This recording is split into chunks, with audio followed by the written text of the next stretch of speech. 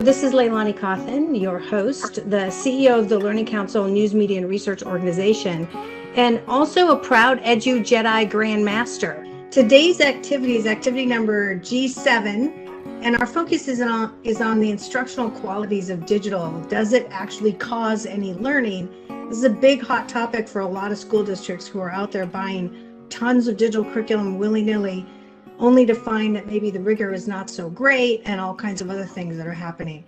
So we have with us today Dr. Jessica Coates, who's the online and blended curriculum and instructional coordinator for Glendale Union High School District, Arizona. Hello, good to have you. And then we also have Dr. Wendy Oliver, who's the Chief Learning Officer for EdisonLearning. So what we're going to do today is we're going to first start off saying this is going to be a conversation about dictionary definitions number 95 through 109. So we have a lot of work to do today, and probably a lot of just active conversation about this, about like, does this stuff actually cause learning at all in terms of instructional quality? But what I want to do first is have Dr. Wendy Oliver and Katie Alcorn, who's from EdisonLearning, give us the overview from Edison in the professional grade field to sort of set the bar as we go through the conversation. And I think you guys are also going to share screen sometimes when we're going through the definitions, correct? Okay, perfect. All right, so let's start with that. Wendy, I think I have in here some slides to help you introduce what's going on your side first. Thank you so much, LeiLani, for having us and letting us be a participant in today's discussion. We're really excited to be part of the EduJedi definitions and the work, particularly around quality instruction. At EdisonLearning, we've been around for approximately 3 decades, and our mission is to provide education solutions and really to work as a partner with our districts with whom we work. We really focus a lot on instructional quality, and quite frankly have been looking at our product, and our instructional services team has really been looking a lot at, are we really providing those high levels of instruction? Are we looking at the high levels of webs and really trying to make sure that we're offering the best services that we can to our partner districts? So like I said, we have approximately 3 decades in online learning, which is hard to believe at this point. We offer over 150 courses. We just offer secondary, grades 6 through 12. And we have a pretty large instructional team where we work in multiple states, and we have advisors or guidance counselors that we also provide to districts and that work directly with our students. We're going to show you several things today, I think, that help with some of these definitions. Sometimes it's so much easier to have a visual, and I think that'll be helpful for the folks that are attending today, as well as the folks when they go back and watch these and are understanding these definitions. So I will go through those, and Katie is with us, and she'll do a fabulous job as well. Okay, perfect. All right, so then we'll walk through those as we get to them. So let's start with you, Dr. Jessica Coates. Can we just call you Jessica maybe for the, yeah, okay, good. So give us a little overview of what's happening for you guys, and then your take on this topic of, does it actually cause instruction to occur? Absolutely. So I work with a school district that's solely high school, and we have 9 traditional campuses and 1 fully virtual campus. And certainly, I think we were lucky when the pandemic hit that we had already established our online learning program. And so we had some teacher-created digital resources that were ready to be used. But what we found was that there still was a little bit of a lag with our traditional campus teachers in moving towards digital instruction. And so that's a lot of the professional development we did during the pandemic, and continuing forward now that we're a one-to-one technology district, is how do we help teachers be able to craft effective digital learning activities for their students? Yeah. Did you also, when you moved into moving into having to go digital, did you also think with getting the teachers some stuff, or was it sort of everybody on your own making all your lesson plans? So certainly, again, because we already had pre-made courses that were aligned to our district curriculum, and that was teacher generated, we had a repository to draw from. Okay. But we have found that there's a couple supplementary areas, especially in more niche areas like our AP classes, and knowing that they've really made a lot more resources available. And so I think at this point, it's also a little bit of what resource do you choose when there's so many options out there, and really looking at the criteria of evaluating a resource for how it'll be effective in the classroom is important. Yeah. So, and then that's all on the teacher now, when, it was only a mere few years ago where we had textbooks everywhere, right? So they used those. That was like the baseline stuff. And then it was just supplement all around that and bring in discovery videos and blah, blah. And now it's like, hey, you're on your own, make all your stuff. So it's good to hear that you had brought in, some things for teachers. Otherwise, it was a lot of Googling around, and it gets kind of wild for them. And they didn't need that extra work when all this other stress was going on. Okay, so we also, hopefully Nicole will be able to join us, but we also have on, I believe, Terry Vest, who we could unmute from Twinfield Union, and also Tim Powers from Pinkerton Academy. So if they want to join and pipe up at any time, feel free. I think what we want to do is just say that this conversation about instructional quality is more than most teachers have awareness of. They're looking specifically at their standard that they got to teach, when they got to teach it, and then trying to build a lesson plan. Sometimes from Pinterest, places like that. It's kind of wild.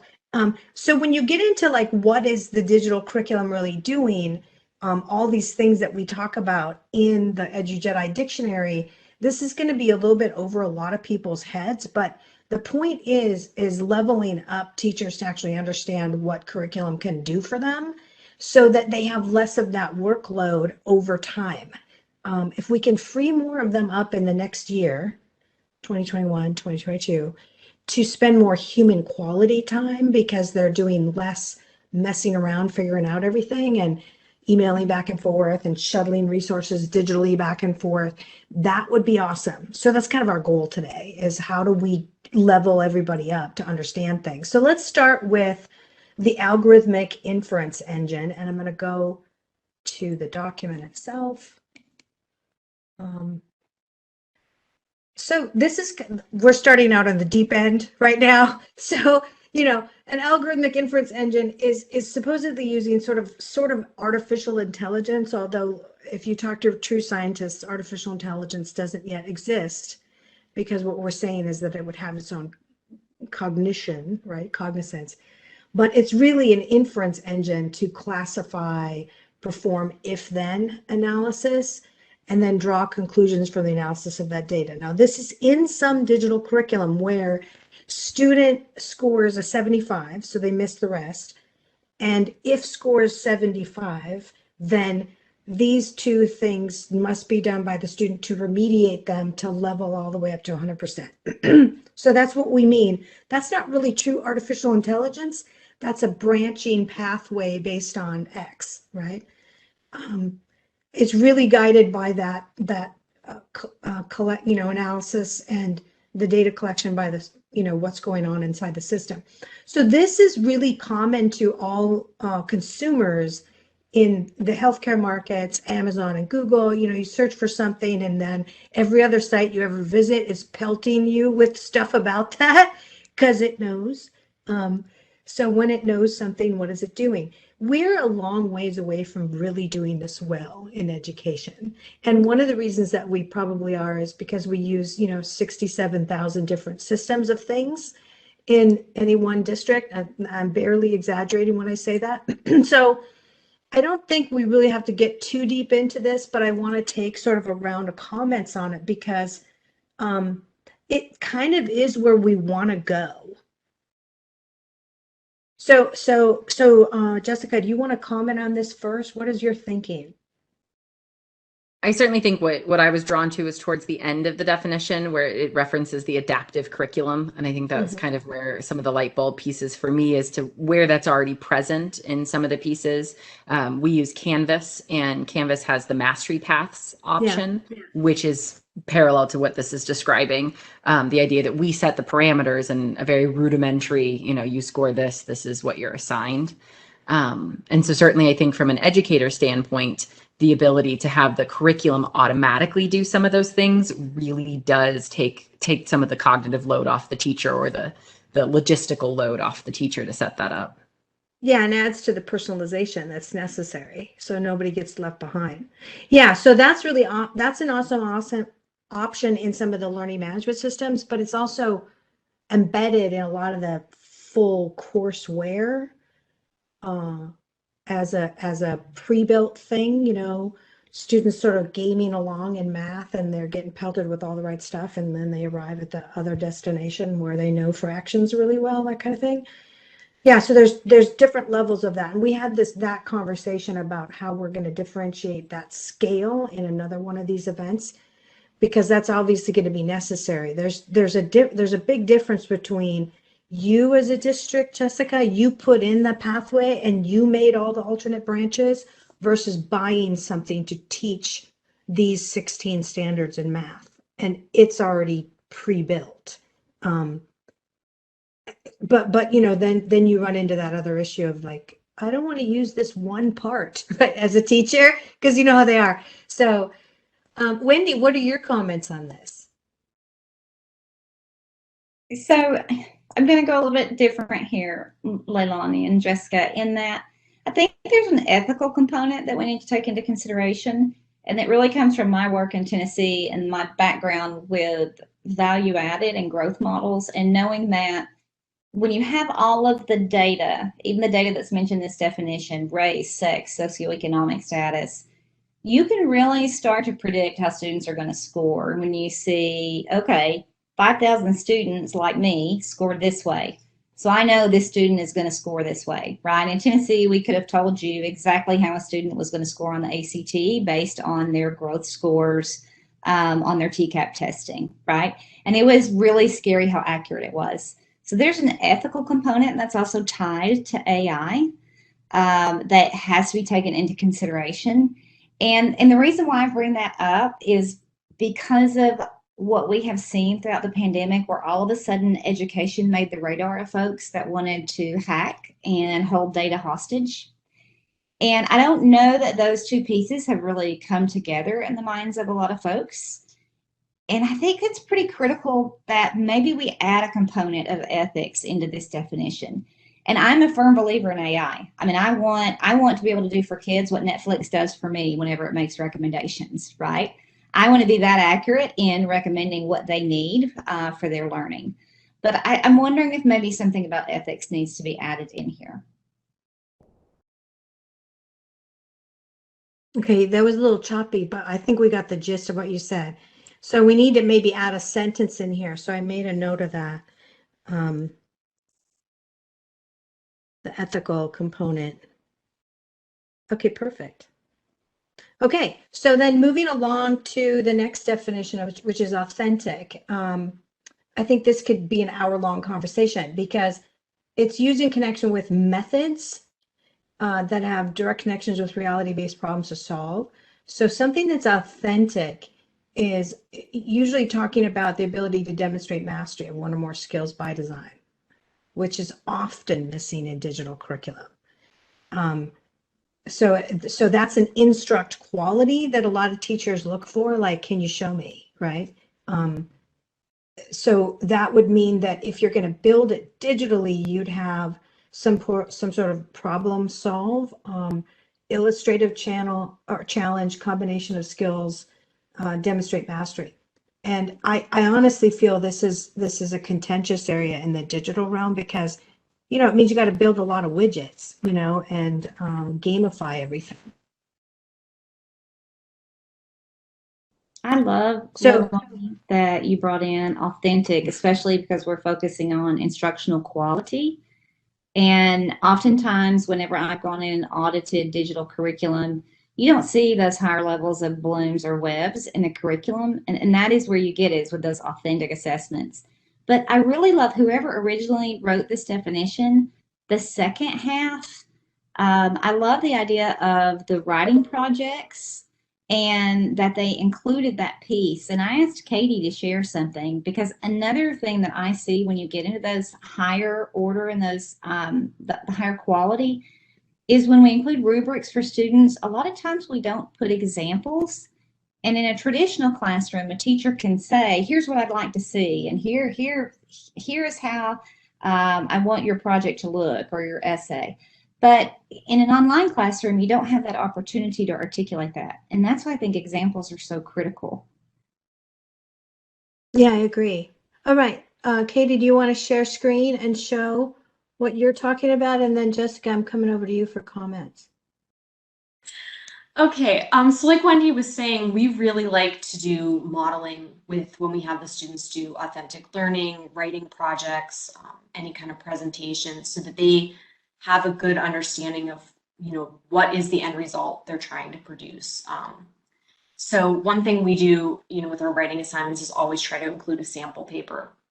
So this is just one example of that. This one is for an expository essay. It's a cause and effect essay. And it just goes through, it has all the same required components the students are supposed to include, including the MLA formatting.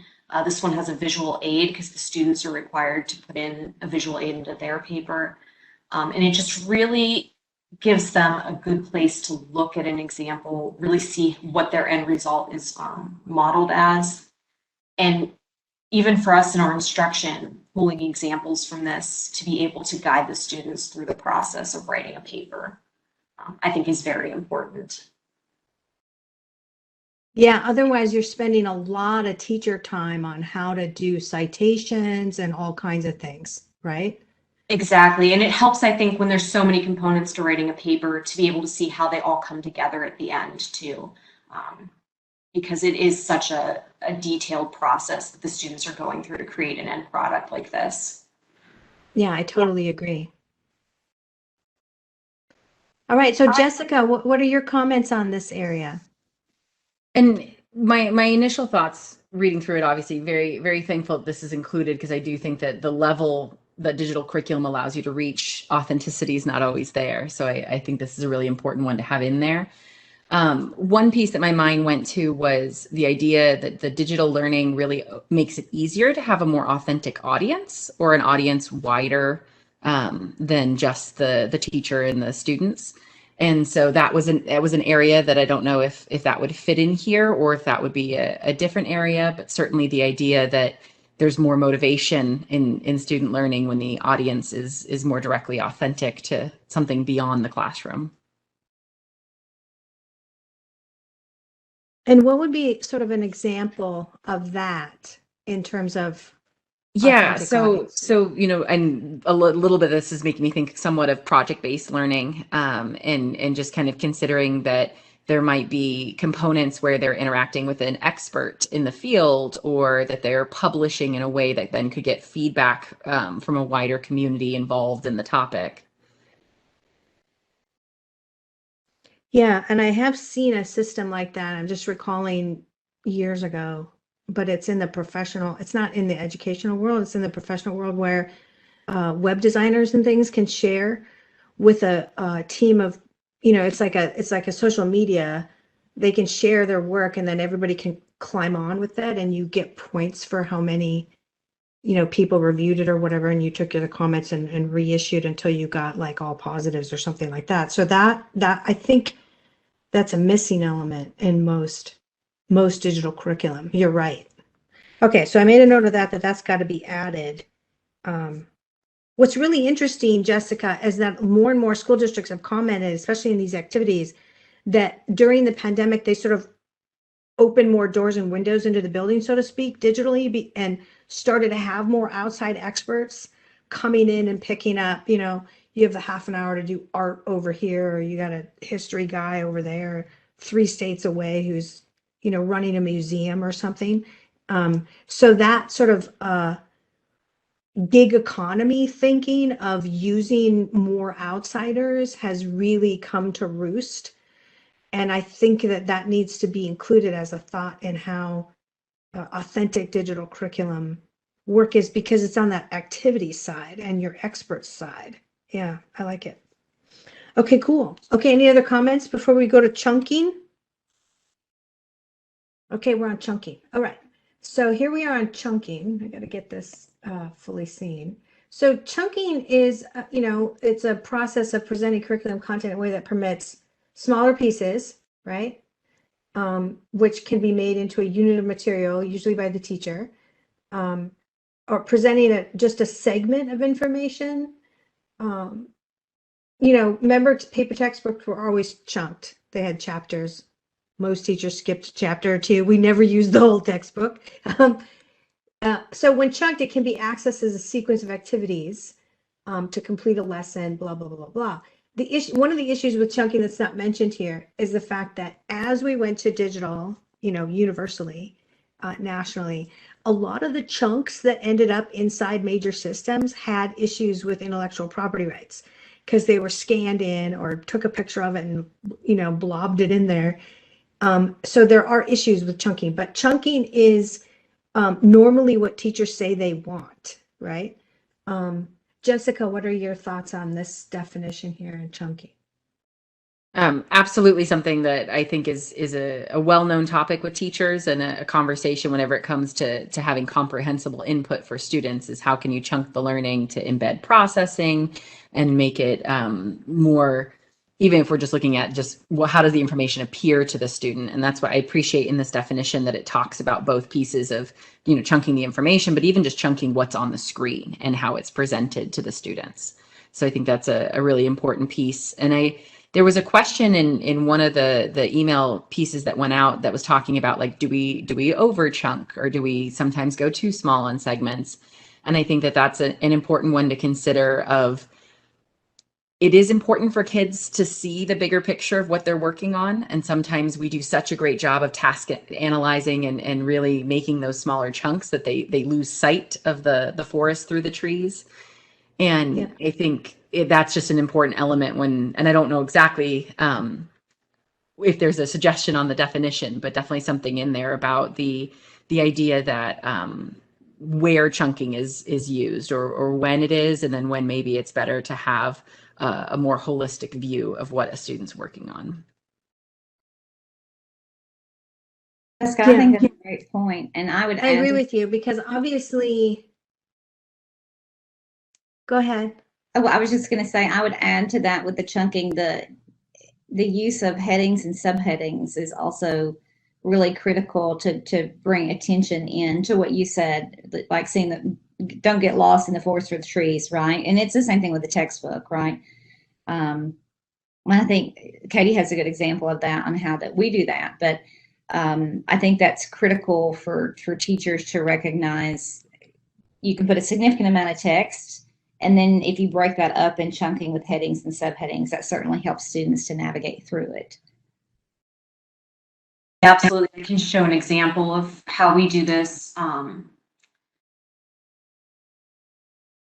So we definitely use headings to signify things to the students and also help them get through the lesson in more manageable chunks. So one thing we do in our lessons is get ready, get set, go. So get ready prepares them to go through the lesson. You can see this is just a short chunk, almost like an anticipatory set that gets them thinking about the topics, brainstorming, possibly making some real life connections before they jump into the content. This is followed by the objectives being clearly stated and pulled out, so the students know exactly what they're meant to do for this lesson and what they're going to accomplish by the end. After the get ready section, we have get set, and this is when we activate their prior knowledge if needed. So in the case of this lesson, we have them doing a KWL chart, so they can take stock of what they already know about the concepts and what they want to learn. At the end of the lesson, they come back to this and review what they did learn after going through the lesson. And then finally, the go section is really the direct instruction, the bulk of your lesson, and it includes the activities the students do to also meet the objectives. So you can see this one's on the steps of the research process.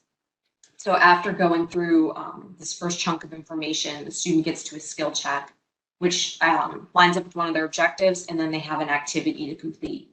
And the lesson is chunked in this way throughout so that the students can really see, what they're trying to accomplish, what they're trying to learn, and they can test their knowledge as they go. Okay, so that's chunking. That's more than just the instructional quality. It's it's also the instructions that go around the raw content. Okay, making a note of that. Okay. And I definitely think that that's really important right now with the conversations we're having with teachers is if they're used to a traditional lesson plan, and a lot of times they're considering it from okay, what are my actions? And I'm going to take the whole class through something. And now that we're shifting towards more digital and self-pacing and individualized learning, it's really capturing all of that mitigation you used to have with your ability to explain when everybody was working on the same thing, and being able to capture that in the digital learning space in a way that's going to catch people where they need that clarification or chunking. Yeah. And just a question for you guys. I'm back on screen now with the definition. One of the thoughts is that, and we had an example here from Amazon from years ago, is that some some subjects that we teach almost need to go into like a mind mapping presentment. And that's another definition we will talk about later. But when I think about chunking, when you're learning math, it leans on earlier concepts so much, right? And I don't know of many systems other than the mind mapping ones, which are really for portfolioizing student work. I don't know of learning management systems that present you navigationally a sort of mind map of the building blocks that you're building on, so that you could go back and review earlier concepts. But it would seem like that would be logical in the math world. Like I don't get a denominator and now I'm up here trying to divide fractions and I don't get it, right? So the ability to do that, and maybe also history and some of the stuff in science, like biology, you lean on cell structure understanding before you can get to the other stuff. It seems like that would be logical. What are your thoughts, Jessica? For sure. And I know one of the things that we're wanting to do more of that we've started with is hyperlinking to previous material. And so the idea is that we're not necessarily identifying, and I think we could add more clarity, but the idea is that if we're saying this is a needed skill, it's already linked for you to hop back if you're finding that you're deficient in that area. And it would, be even better if we could get a little more adaptive to truly know, since we know self-reflection and identification is not always students' strong suits. But certainly embedding those resources or those relinking into previous chunks is really helpful to have it already there. So it's not later we find out that they didn't get the current objective because of the pre-learning. Okay. Yeah. Jessica, you pointing out that self-reflection isn't always the best. I was saying that hopefully adaptive learning would be able to pick that up. I was going to say that would be a great example, LeiLani, under AI. Right. Ideally, we would love to see an opportunity where AI says, okay, obviously, X number of students who missed dividing fractions, they never learned how to multiply fractions. So it automatically reroute them through, because it's likely that the students don't recognize that's where they're deficient. So I think that's where AI can really come in and make a significant difference. Yeah, I totally agree. Okay, so moving on from chunking then, good comments all around. Citation checking. There are automated services that do some of this, right? Plagiarism checkers. Do you guys use those sort of products, Jessica? Yes, we have a partnership with Turnitin Okay. for both our online curriculum and our traditional campus teachers to use. I have found that there originally weren't a whole lot of options, and now there's quite a few options. And I think that that's a side effect of the pandemic, that is a field that more people use, and therefore more vendors now exist to serve that in that capacity.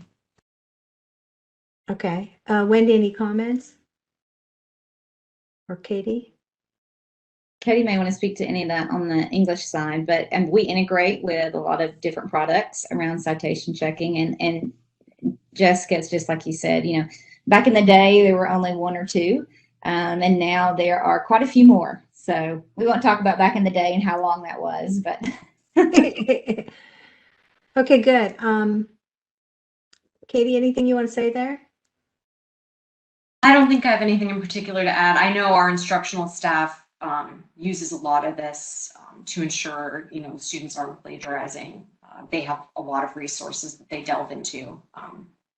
And I think even from a student perspective, we sometimes try to instruct them, that we try to teach them about accidental plagiarism too, and things they might not be doing intentionally and how to check for that. And, going back to that self-reflection portion, but to really look at their own work with a critical eye before it even goes to the teacher.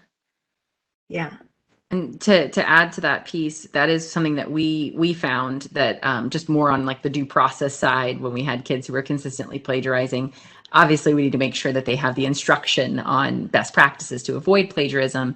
And so we've actually built that into our curriculum now, that the first time that they interface with a plagiarism checker, that they have the opportunity to do let's reflect on our own results and have conversations about how to make improvements before we, just hit them with the policy. Yeah, that's scary for young people anyway, right? Okay, so Terry Vest, who's on the line. Terry, you want to pipe up? I think you have a comment. Yeah, I teach English, and I was looking at the whole citation thing.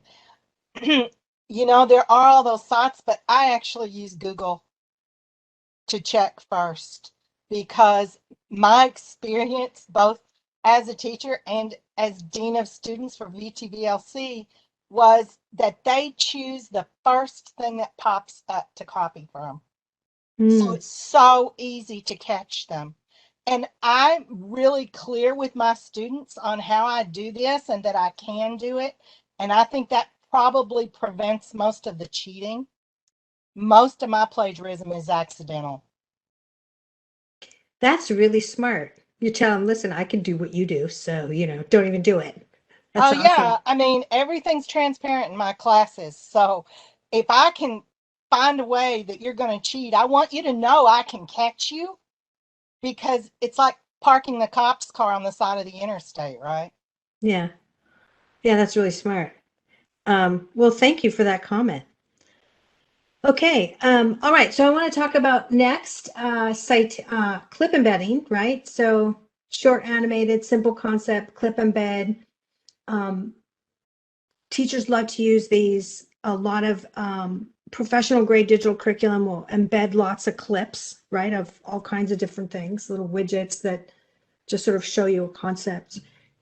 The one issue that I usually see is a big time, I want you guys to comment on this, is that no one gives you in the place where you would upload a short video or a GIF or whatever, they don't tell you in that bar, like, in the faded letters sort of thing, like how many megabytes are allowed.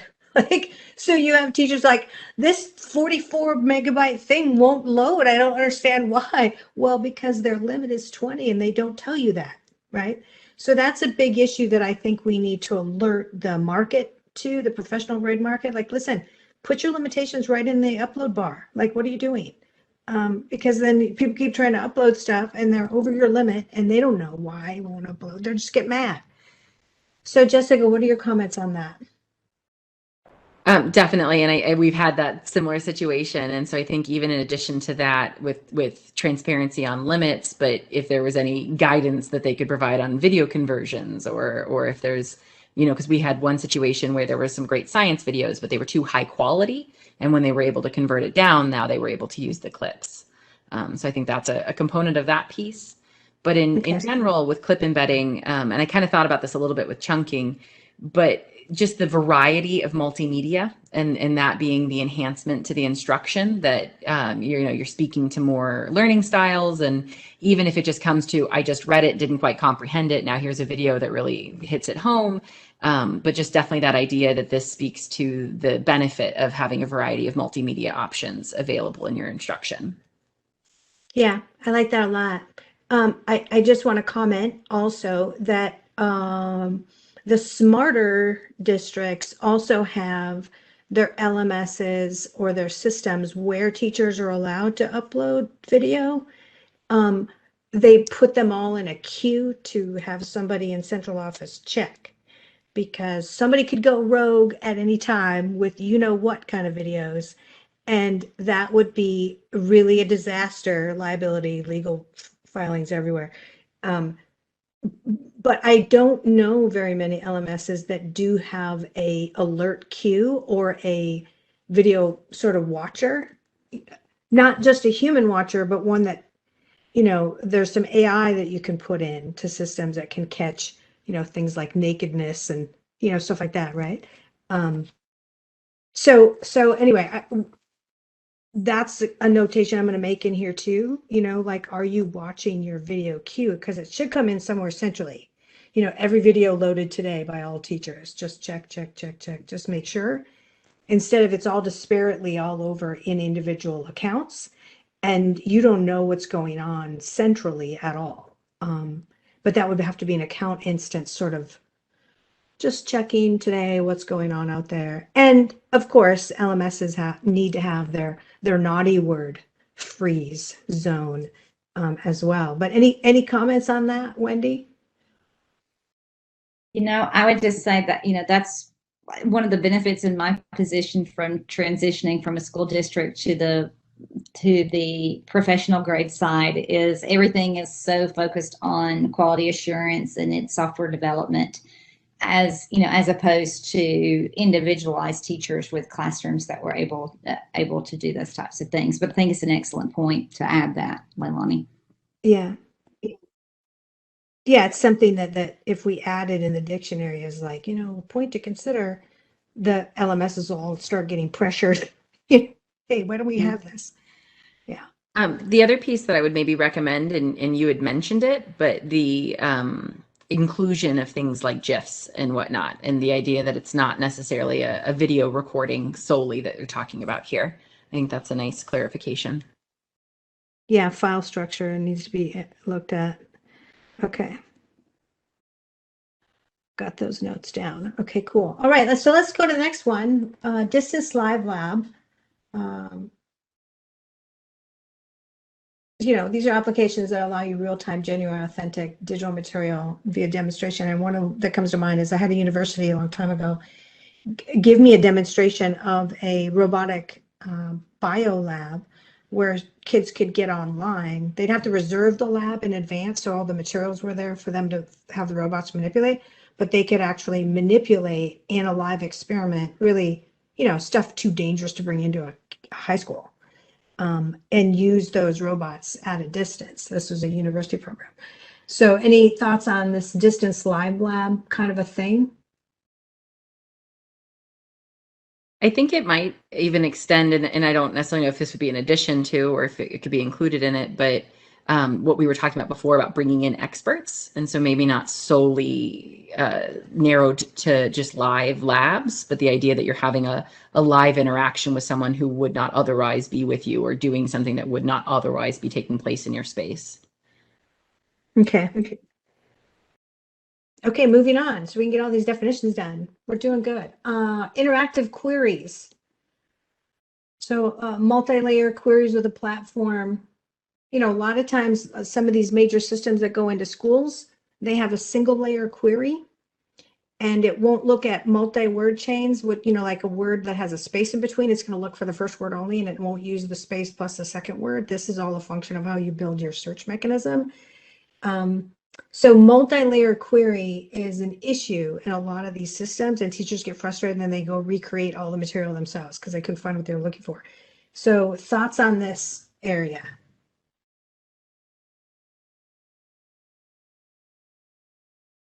Are you finding any issues with this definition, or what else it might need to say, Jessica? It's not what I'm familiar with, and so that's what I'm trying to think. So is this kind of similar to if there was like a repository of instructional resources, and then they would be able to search for those resources? Yeah. Okay. Yeah, but multi-level search. So name of something plus file type versus only one sort of search. So a multi-layer search is kind of like what you see, like if you're going on Amazon and you're shopping for shoes, your women's shoes, right, in the search bar, and then it'll give you the side navigation, which is by size, by color. Like those filter options. Yeah. Gotcha. That would be Yeah. great. Yeah, LeiLani, I was wondering if in a previous discussion we talked about the tagging and the need to define the meta tagging. I wonder if maybe there needs to be a reference to the meta tagging definition that is going to be updated. Yeah, that's a good idea. Okay, great. I made that note. Okay, so moving into just-in-time tutorials, this is embedded how-to micro training. Probably does need to have a notation in here about adding GIFs and not just video file types. Comments? Can you do some show and tell? I think you guys do some of this at Edison, right? Can you do some show and tell on this? Okay. Yeah, we have access to a help menu that's very convenient for students to access when they're on the lesson. So if they're in the lesson, they can come over to the quick nav bar here, and there's a help function right on the side. And they click on that, takes them to this page, and it's broken down with user guides, tip sheets. There's training videos about how to use different aspects of the LMS, even stuff like finding feedback that you get from your instructor on your assessment. So, and then we have also videos on common assignments they might see. So different types of essays, and even grammar concepts that they would have to apply when they're doing assessments. So this page is really easily able to access and just very convenient for students to be able to find help with a lot of the things they might need. Okay, so based on what you just showed me, I want to adapt this definition to say centrally or in distributed fashion. Right? Because sometimes you're embedding training in the module of what you're learning right there, right? And then you're showing me a centrally located one. Right. Yeah. Okay, so we'll do that. Jessica, any comments on that one? No, that makes sense. Okay, perfect. All right. So programming practice. This is hot right now. Everyone wants kids to be able to code. Super awesome. But that can also be embedded within a larger program. In the professional grade software, they do it all the time. So it's not just I want to learn how to code program. It's like I'm doing a lot of math and there's a little thing where I do a little coding thing and I don't even realize I'm being taught how to code at the same time. So any comments on programming practice from anyone? Going once, going twice. Okay, let's go to recommendations engine. I think this was a little bit like what we talked about before. Our earlier editors from districts in Texas and Minnesota, a couple other states, put this independently of that first definition we talked about, inference engine. It's slightly different as a conversation, but I don't see it happening in most systems. There is no, I'm looking for, verb, how you would use a verb in a sentence. And then that I not only get listings, but I also get recommendations engine stuff on the side or whatever. Don't see that in a lot of systems. You see straight search, not even maybe layered search, but you don't usually see recommendations engine, which would do things like this. Inside your system, Jessica, maybe pop up the resources that are most used by your district, okay, for teachers teaching that standard or that concept. You go look for it as a teacher and it goes, by the way, these 16 other teachers use this, right? And you're like, well, I'm just going to use that then, right? But you don't see that in a lot of learning management systems. So any comments from you guys, Jessica? I definitely appreciate that this is included because I think it gets you to look at it more dynamically than just, what's the next learning that's recommended versus what resources as a whole or in your organization can be recommended at that time. And it reminds me of what Wendy mentioned earlier about Netflix. And I think it's kind of that piece that, based on how you're doing, here's what you might also want to do. Yeah. Okay, cool. So we'll move on from there. We'll leave that one alone. Rubrics. So we kind of all think we know what a rubric is. Do you guys want to do some show and tell from Edison? We'll look at, while you take the screen from me for right now and show. So I'll read out the definition. A rubric digitally is an enabled scalar matrix, which is mostly used for grading and point systems. I think it's wider though, right? Isn't this a wider definition? Okay, go ahead, Katie. So this is one, we make all our own rubrics. So this is one we have, they're very similarly structured. So it has checkboxes that the instructor can use to say how well they met the requirement. The requirements are clearly stated, and then over here they can type in the points they earn for each item, and it'll automatically total it at the bottom for the instructor. There's also a place to leave more specific feedback about strengths and items to improve. For me, going beyond the design of a rubric, though, I think it's very instructionally important to have the rubric be very accessible to the students and to take the time to go over exactly what the rubric is, how it's used, and also what the requirements are, and make sure to go in depth about what those requirements are so the students understand them at the beginning of the project, and they're not blindsided. I think the more exposure and practice the students have with using the rubric themselves, the better they can understand it and the better the results will be, depending on what they're creating. Okay. Jessica, have you found that when rubrics are maybe used by your staff and teachers that they're missing some of that definitional framing? Sort of like, when you get hit with a grade and you're like, yeah, I don't even know what I did to deserve that grade. What? Right?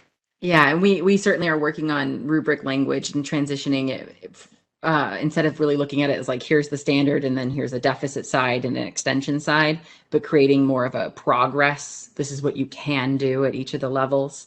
Okay. And then exactly what Katie was sharing, I think we're currently working on getting our students to interact more intentionally with the rubric prior to it just being reviewing their results.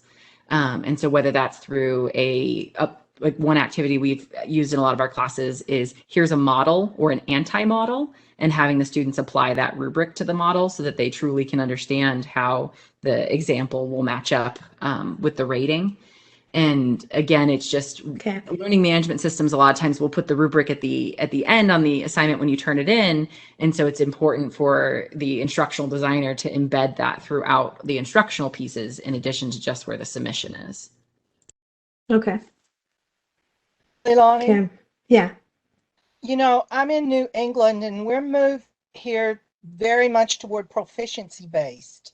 And we don't use rubrics. We use learning scales, which I think addresses a lot of what Jessica was talking about or you did when you said, what did I do right? What did I do wrong? And I love learning scales. Since I started using them, I would never go back. The other thing I do is often, especially because with English, they do a lot of essays, I require them to self-score themselves on the learning scale and put a comment as to why they believe that's what they got. And when I started doing that, it made a lot of difference in the final essays. It also gives me information as a teacher about, do they actually understand what I'm asking them to do? I got it. You know what, Tara? I'm going to ask if you could maybe email in a screenshot of one of yours. Sure. So I can take a look at that, because I think maybe we need to expand the definition to include learning scales, which I think you're right, are different than rubrics. Yeah, I can do that. That'd be awesome. Thank you, Terry. Okay, any other comments on this before we coast on? Because we've got 10 more minutes to get through a couple more here. One short piece on this that I just read an interesting article from Cold Pedagogy about rubrics, and one of the digital learning pieces that people are trying to update with rubrics is hyperlinking within the rubric. So the idea that not only is there clarity and criteria, but there's also links and direct alignment to resources or definitions within the rubric. Okay. Yeah, especially definitions. Yeah, because otherwise you're like, oh, I want to say yes or no, but I don't know what that word was. So it's crazy. Okay, perfect. Made that note too. Okay, so let's talk about short form games. And, you know, these are usually, they're also in the gaming industry called, you know, sort of single loop kind of a things where it's just like, it's not a multi-dimensional multiplayer game. It's just like a single thing. You know, short form learning games, they sometimes can help you with like math and other kinds of things. Do you have an example you guys want to show from Edison? I do have an example I can show. Okay. With our middle school curriculum, we really try to put in the games to kind of help the students practice in a more fun way, I guess. So they usually come to this and they get a choice between which game they want to play. So in this case, they can either play Paintball Blaster or Dunk Tank. And so then when they play, they come up with the little instructions at the beginning. They're very simple games, but then they get to try to answer the question and, you know, put their answer. Yes, I'm sure I want to throw the ball. In this case, I got it wrong, so she did not dunk into the tank. If I'd gotten it right, she would have fallen in. So it's just like a simple little game, but it's another way to engage students and, you know, increase their interaction with the system. Okay, cool. So I think we get what those things are, short form games. Any comments, Jessica, Terry?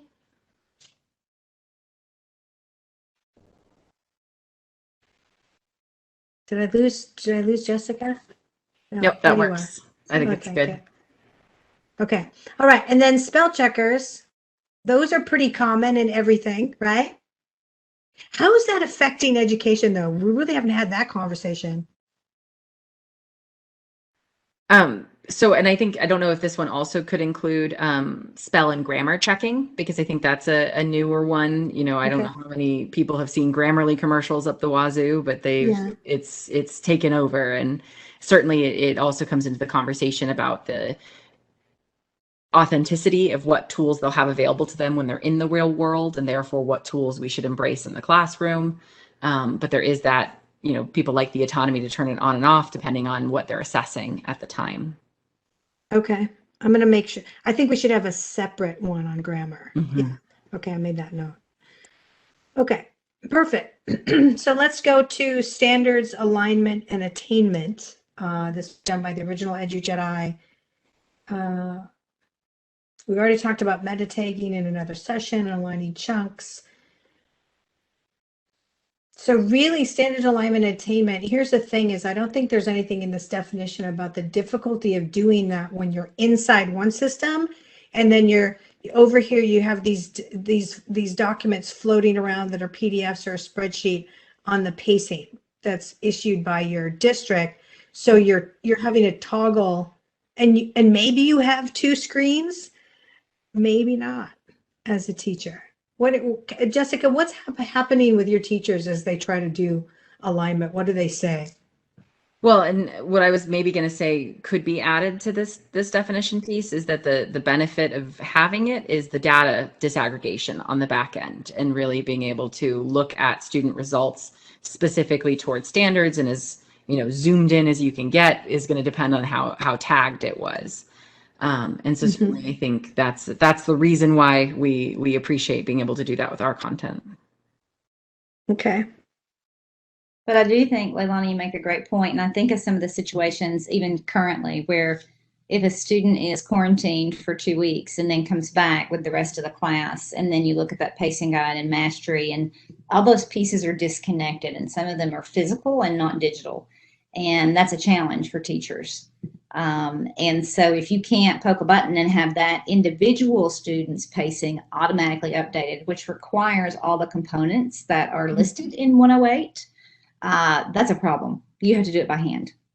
And so I can understand where that definition is coming from, and your comment makes perfect sense there, LeiLani. That's an absolute necessity in the world we are in today, as opposed to maybe, 2 years ago even, or 3 years ago.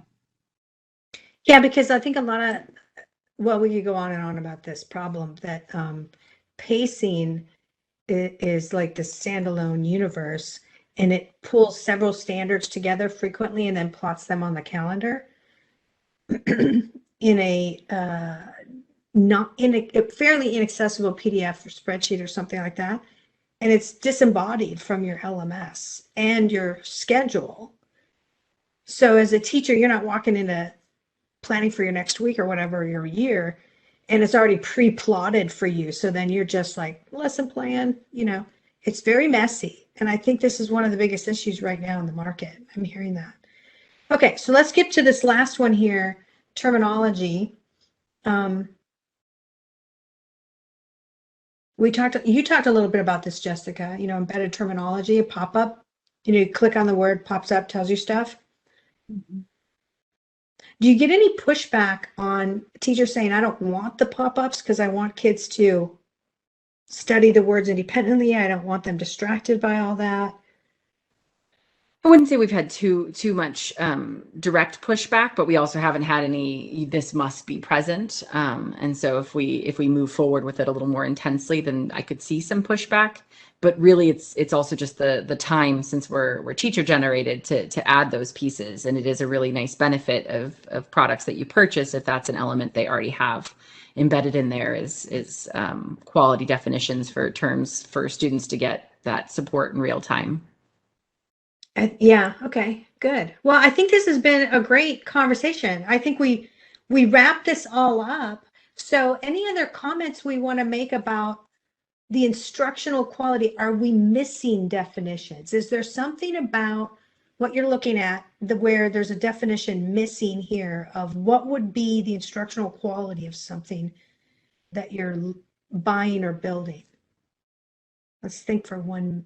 We have 30 seconds to think about that. One that kind of came to my mind, and I don't know if it would fit in here, but just as a suggestion, is the idea of choice. That Okay. if you're presenting learning material and there's one assignment that everybody does versus having a small choice that students can make, and just the impact that it has on the engagement and motivation. So are you thinking what kinds of choices? An A/B choice, a multi-choice? Exactly. And that very well could be, obviously if you're using the adaptive curriculum, then choice isn't necessary because you've already been aligned to it. But if you're maybe not using adaptive curriculum, then you can have some differentiated choices, or even just the idea that, a student's mind is changed just by the fact that they chose which one of these A or B assignments to complete. And it's not any more engaging than if you had just given them one of the assignments, but the fact that they were able to choose upticks their interest and engagement. So providing opportunities for student ownership, I think, is what I'm hearing, right? Yeah.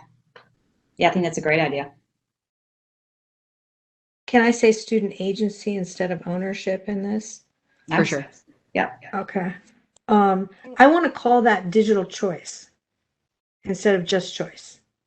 Okay, so I wrote down a definition. I'll go over that to put that in. Thank you. Yes? I don't know if this goes in with it or not, but when I do choices a lot, my choices are designed to hit different types of learner, which is really helpful. If I get a kid who's always picking to do the essay, that tells me about their strengths. If I've got a kid who never picks the essay, that may be telling me about weaknesses.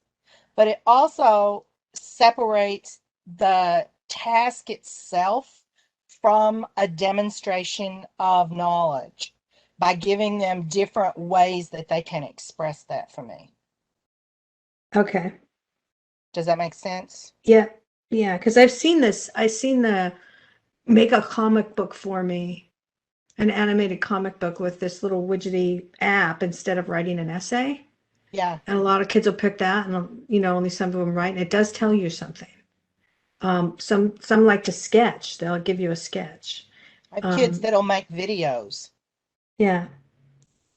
And I think Okay. that kind of speaks to that there's choice in process, but there's also choice in product. So the idea that you can offer choices in how they might go about the learning or specific focus of the learning, but then a choice of the product of how they demonstrate their learning. Yeah, proof or product, right? Okay, so I'm going to do a little work on that, make sure that's in there, Terry. Thank you. And thank you, Jessica. That's perfect. Okay, so this has been great. I think we're right here at the top of the hour. We did a valiantly positive job of getting all the way through. And Jessica, you were super duper awesome. Terry, you stepped in and made some good comments, so that was awesome. And we'll just keep trucking along, getting through this, doing the work of the EduJedi, the most amazing people in the universe right now in education. I'm only exaggerating a little bit, right? So good. Well, thank you so much, Jessica. I hope I get to see you sometime in the coming year when I'm in your neck of the woods. I think we are coming to Indianapolis. I was a little ways away from you. Well, thank you for the opportunity. Yeah. But thank you, Wendy. Thank you, Katie. Thank you, everybody that's been listening in. This has been your host, LeiLani Cauthen at the Learning Council. Thanks for being with us today. We'll see you next time on the next EduJedi activity, which is reducing teacher burden with the mechanisms in your software. So that's our next conversation. Don't miss it. Thank you, guys. Bye, everyone, for now.